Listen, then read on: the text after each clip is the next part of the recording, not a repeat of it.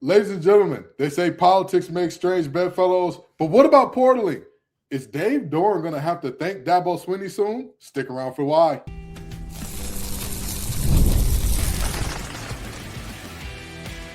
You are Locked On Wolfpack, your daily podcast on the NC State Wolfpack, part of the Locked On Podcast Network, your team every day.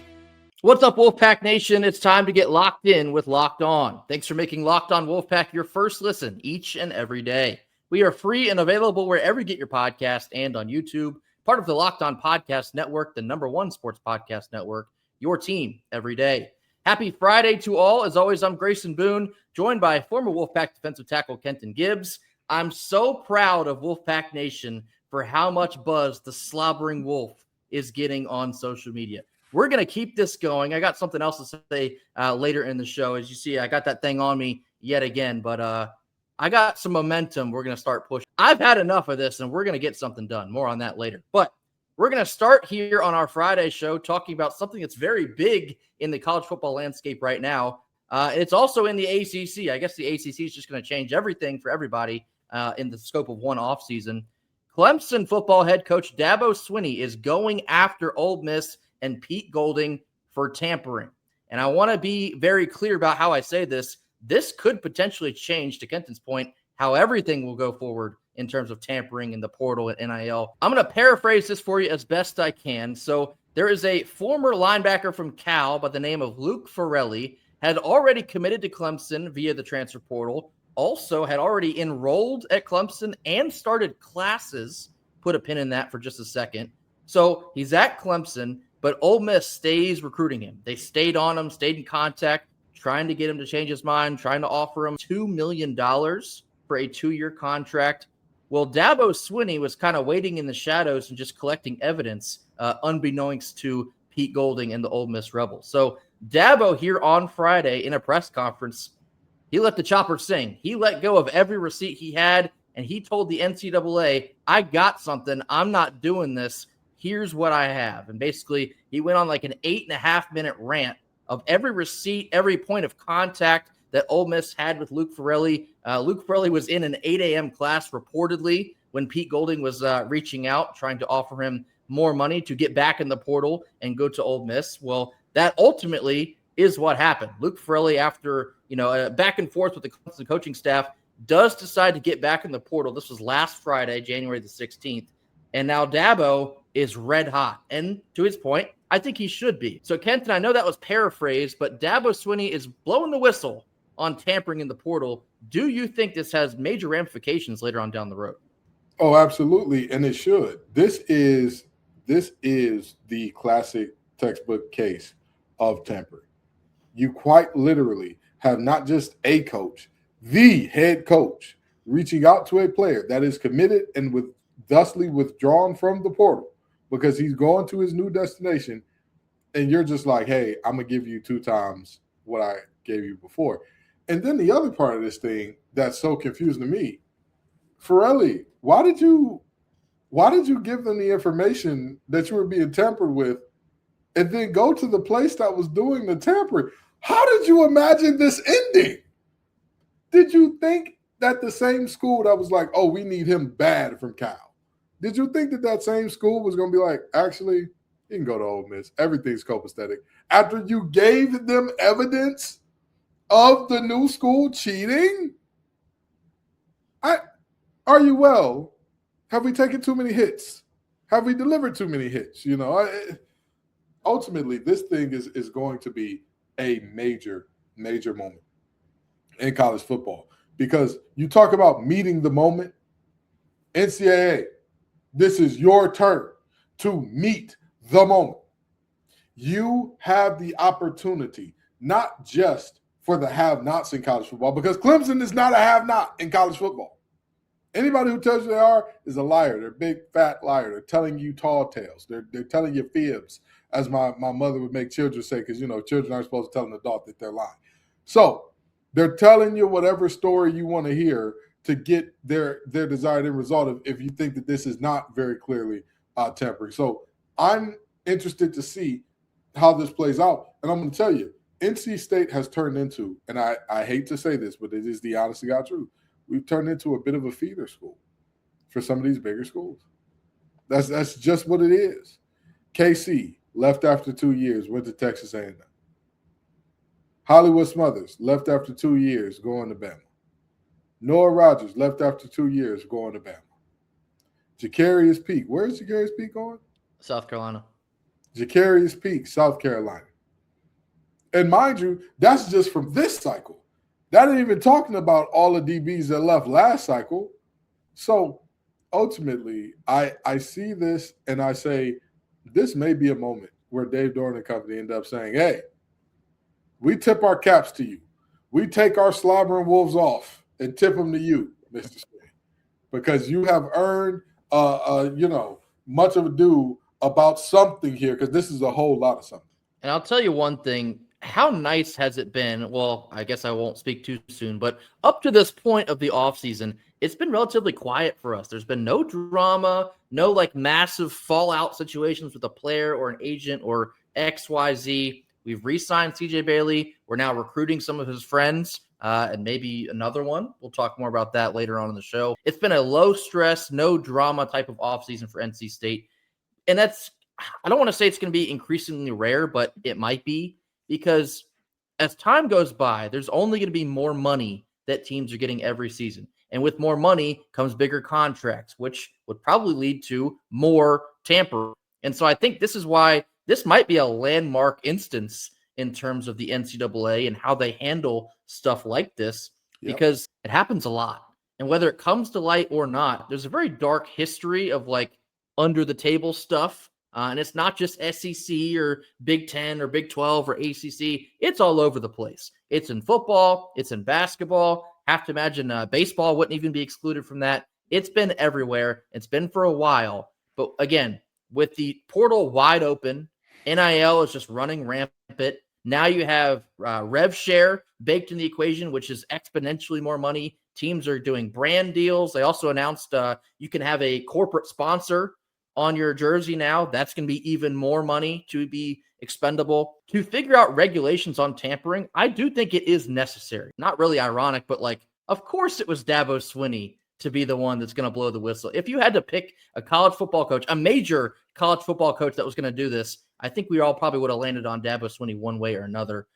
It's going to be interesting to watch what actually does come of this, because later on down the road, this could have ramifications, especially for NC State, because to Kenton's point, if we're attracting talent and essentially growing that talent, and then they go on to wherever else, at some point, tampering will be involved. Whether you believe it or not, on some level, it's going to be involved. And so whether the NCAA chooses to get a handle on how that type of stuff gets handled right now or not, you're going to see a lot more of this. And I certainly hope there are more answers than questions.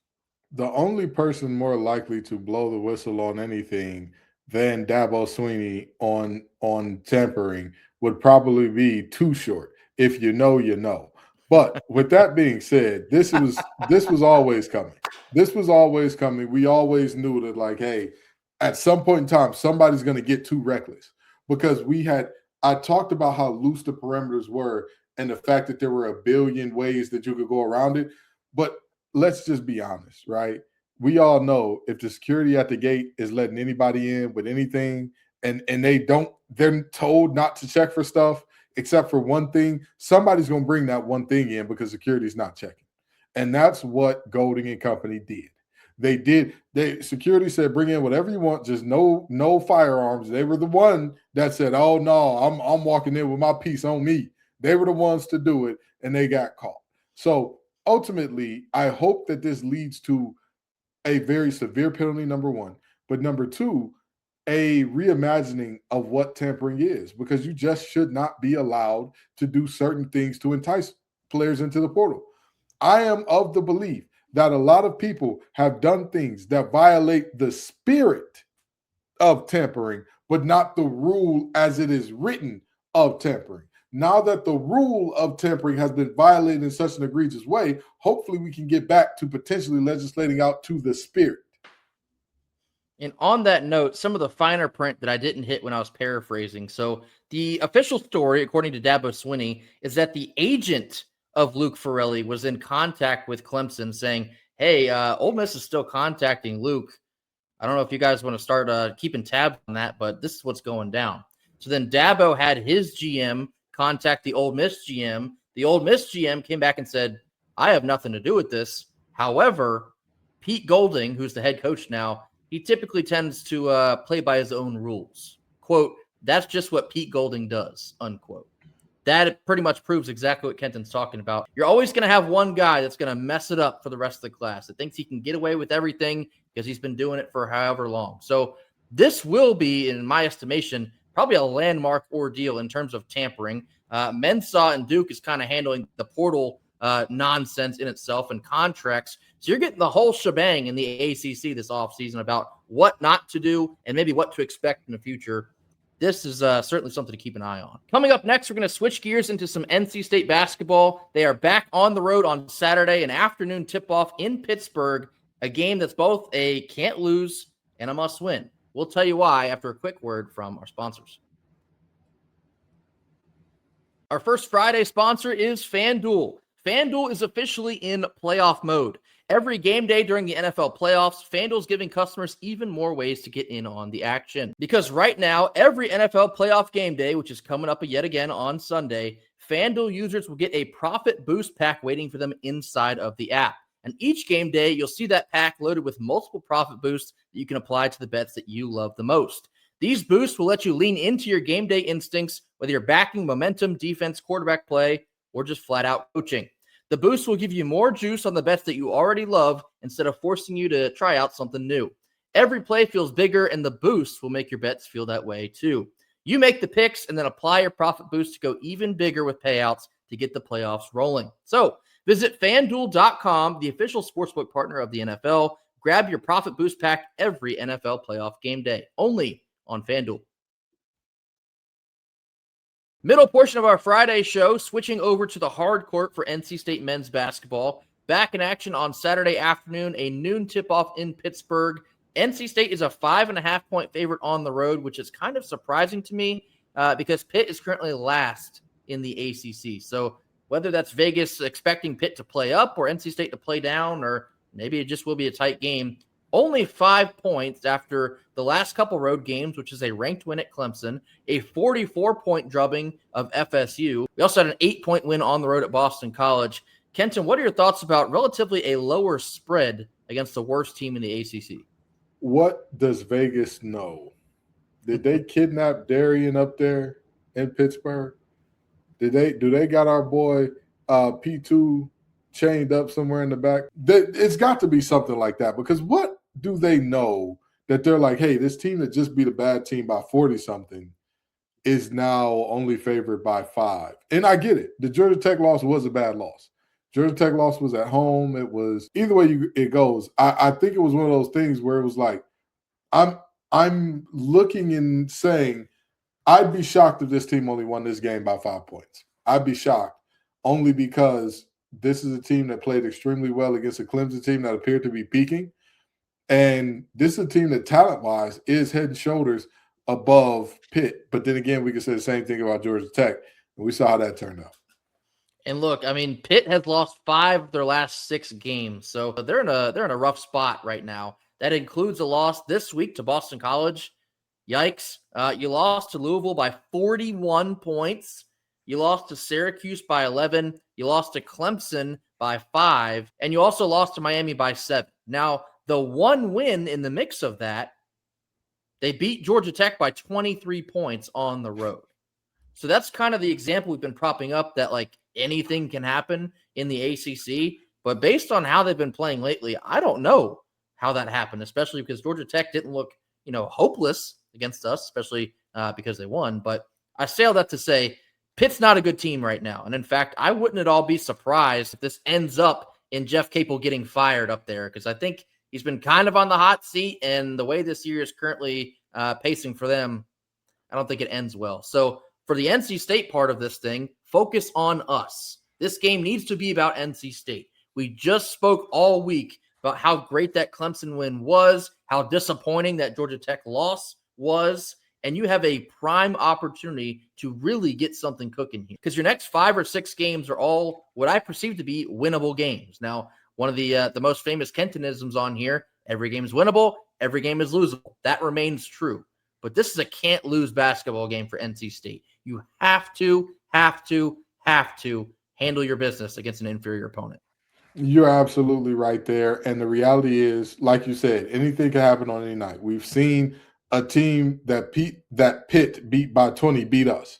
So you cannot walk into this game thinking, oh, it's going to be sweet up there because Cape was on the hot seat and they got nothing to play for and all that good stuff. You cannot believe that, because I can almost guarantee you, I know what Coach Cape was telling them. We're so close. We're right there. Yeah. It's all we got to do is just do the little things right.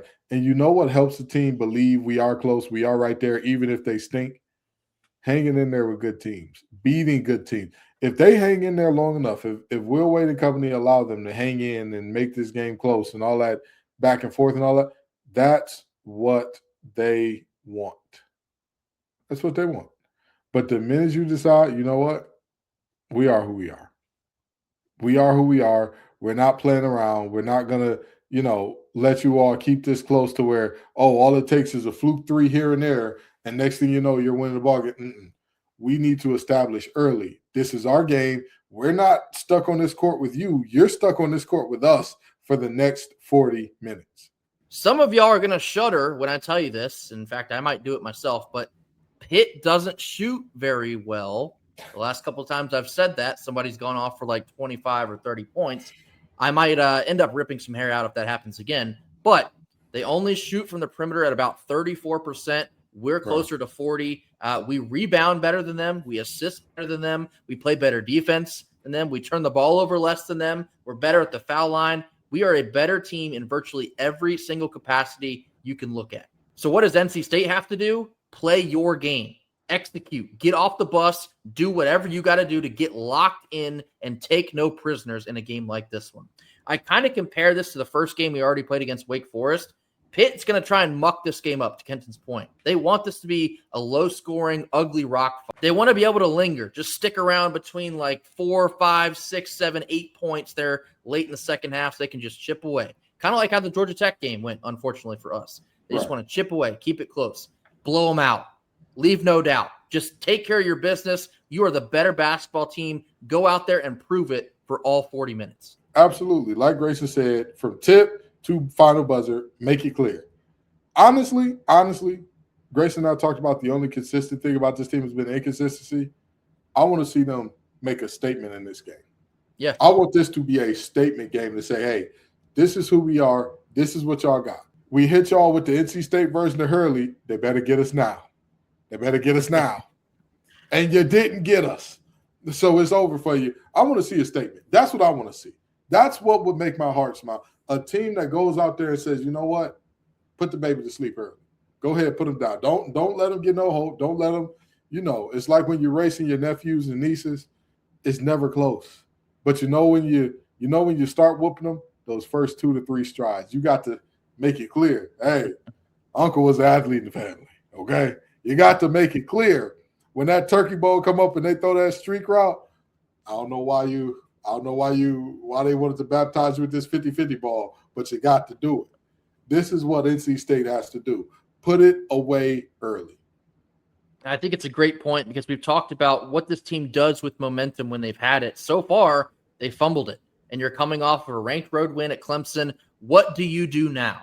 You have a favorable schedule the next, week to 2 weeks. How do you handle that? I think what we see on Saturday probably will tell us a lot. Now, I told you all that I wanted to speak a little bit more about the Slobbering Wolf ordeal, and I do. I'm very proud of all the buzz that was generated on social media, and I think it's long overdue that we, the fans, speak up for ourselves and tell the administration who we are, what we want, and how proud we are to be in this fan base of the NC State Wolfpack. There's no reason on earth that our head coach cannot wear one of our licensed, keyword, licensed logos. It's Banana Land. So I have an idea. We've had some folks tweeting their Slobbering Wolf gear at us. Keep those coming. I'll retweet all of them. I am proposing at one of our next home games, not this coming Tuesday, because who knows what the weather is going to look like. It's already looking both icy and dicey. February the 7th. That is a Saturday. We are playing the Virginia Tech Hokies. It's a 1:30 p.m. tip-off in the Lenovo Center. I am proposing that we have a slobber fest. A slobber out. I don't know the right. A slobber up. We're going to slobber up the Lenovo Center. I'm proposing that if you got it, wear all of your slobbering wolf gear that you possibly can, because I think we should support Will Wade on this. And I know I'm just a talking head on the internet, but I'm a talking head with a dream.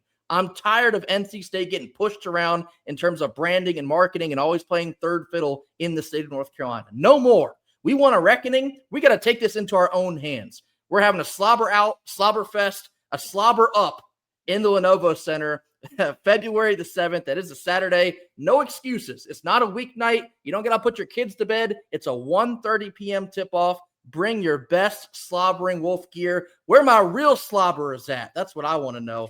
I'll see you in the Lenovo Center Saturday, February 7th. It's time to slobber up. Hey, listen, I'm in full support of the event, and I'm not going to lie to you. I don't have too much NC State gear that wasn't given to me for free, but I will be buying a slobbering wolf hat. I will be buying, or either that or a hoodie or a crew neck. One of the three, whichever one I decide, because the hats, they say one size fits all. And well, they sell them, don't you? They sell them in the bookstore on campus. Interesting. They do be doing that. That's what they said they do. So, I'm with you, Grayson. I support it, and I'm gonna tell you something. If you think there's somebody more passionate about Wolfpack Nation than Grayson, I venture you to go back to just last episode. Some of those names he was pulling about basketball, I was just sitting there in bewilderment, like the who and what era? I had to go do the knowledge myself because my brother here is schooling me. And every day I'm proved more and more right that this was the perfect pick to be my co-host, because what a guy, man. What a privilege it is to share a podcast with this man who, again, he loves the Wolfpack, and I love the Wolfpack, and we love the Wolfpack, and we want to see the administration get out of our own way. We've got the guy. We've got the talent. We got the thing. Now let's get the branding going. Do you know how rare it is to not have any mascots that are offensive in 2026? No mascots. No version of our mascot is like, hey, we actually cannot talk about that anymore. We kind of from 70 to 76, that mascot no longer exists. Like all of our things still exist. All of them. Take advantage of them, man. What are we doing? Coming up next, we're going to finish our Friday episode talking about another very intriguing name entering the college football transfer portal, and CJ Bailey, he might know him. More on this after a quick word from our sponsors. Our second Friday sponsor is TurboTax. Tax season doesn't have to take over your life. And this year, TurboTax is making it easier than ever before to just hand your things off and move about your day. With TurboTax full service, you can have your taxes done for you by a trusted local expert from start to finish without stress or the guesswork. Instead of spending hours of your own time trying to figure out forms, you can meet with a local TurboTax expert in person or connect online. And they'll handle everything from W-2s to self-employed forms. They'll work to get you every single deduction possible. All you have to do is upload your documents, and then you go about your day. You can get all the updates you need right inside the TurboTax app as they come through. It's a huge time saver and gives real peace of mind knowing an expert is handling it. For a limited time, you can have your taxes done by a local TurboTax expert for just $150. If a TurboTax expert didn't file for you last year, just make sure you file by February the 28th. Take taxes off your plate and get back to living your life. Visit TurboTax.com/local to book your appointment today, only on TurboTax. Last couple minutes of our Friday show. Very interesting topic that kind of came out of the blue later on Thursday evening. There's been another entry into the transfer portal that might have caught the eye of the NC State Wolfpack. Miami wide receiver JoJo Trader has entered the transfer portal. Now, why is this significant? Former high school teammate of our quarterback, CJ Bailey. JoJo Trader was a top 100 player in the country in the 2024 class. He's a top 10 wide receiver in that class. So this is like elite, explosive, everything that you would possibly want in a wide receiver. Honestly, think like Noah Rodgers, essentially, but just from South Florida. JoJo Trader, in just 2 years for the Hurricanes, didn't play a ton. He caught 28 passes for just under 270 yards and only 2 touchdowns. So, Kenton, here is the question. NC State has already taken 4 wide receivers in the transfer portal. How much do you entertain number 5? Because C.J. Bailey was his high school teammate. I don't know what the right answer is here because there are so many complex layers to this. Part of me is like, definitively, no, we have enough receivers. We get it. You cannot score 1,000 points a game and hope to win this thing. We need some defenders in here. But then there's the other part of me that's like, hey, you don't turn down good players. If good players want to come to your school, you take them. You take them, you make them compete in that wide receiver room, and, in the words of Clips, let God sort them out. Let that, figure out who belongs where. And then you go to a place of, okay, but are we kind of burying guys on the depth chart before they even touch foot on campus? Is that a problem? But then you're also we're in the business of winning ball games. This is a guy that C.J. Bailey's already thrown to. This is a guy that he knows. So, I mean, it's a lot here. It's a lot to unpack. And you obviously ask yourself the question of, well, if we spend the money here, we won't have it to spend elsewhere. Is this the best use for the money? But again, is paying for a really good player ever a bad use of the money? Not to mention, I've heard from multiple Miami sources, including my co-host on Locked On ACC and good friend Alex Dono, saying he is a plus run blocker, meaning when he's on the field, your run game gets a little bit better off the rip. So there's a lot of layers to this thing. I don't know the right answer, man. I'm torn because in my mind, if you would have told me, does NC State need another receiver? I would say, obviously not. But if you were to say, but here's his credentials, and it's JoJo Trader, I'm like, I don't know. It's tough.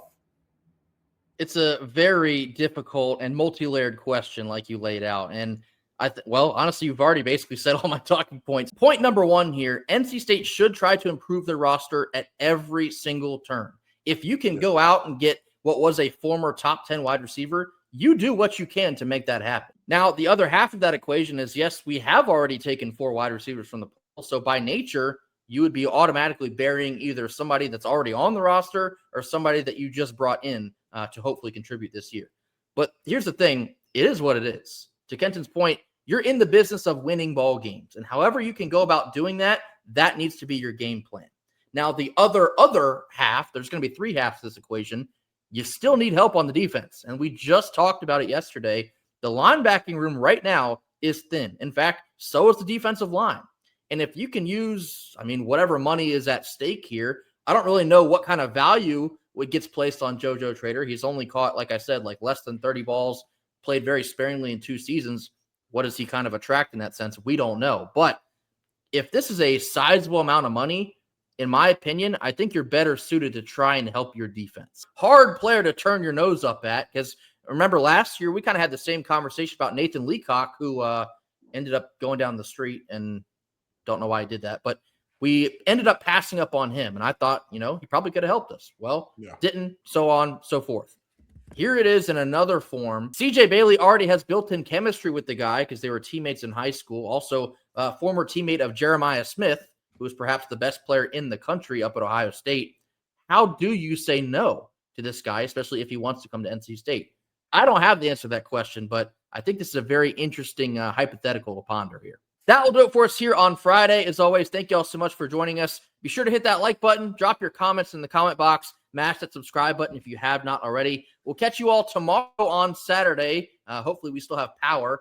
Let me get to that. Everyone, please stay safe this weekend. We understand that North Carolina is expected to get hammered by winter weather, and hopefully that doesn't cause any bad situations for any of us Wolfpackers, or to be quite honest, anyone in our state. So please be safe. Please be mindful if you need to go out when the weather is getting pretty bad. Take care of yourselves because we're going to have a post-game podcast on Saturday, and we hope that you'll be there. So NC State basketball does play at noon at Pitt. We will have a post-game podcast for you at the conclusion of that one. So we're planning on seeing you all then. So until then, be safe. Go Pack. Go Pack.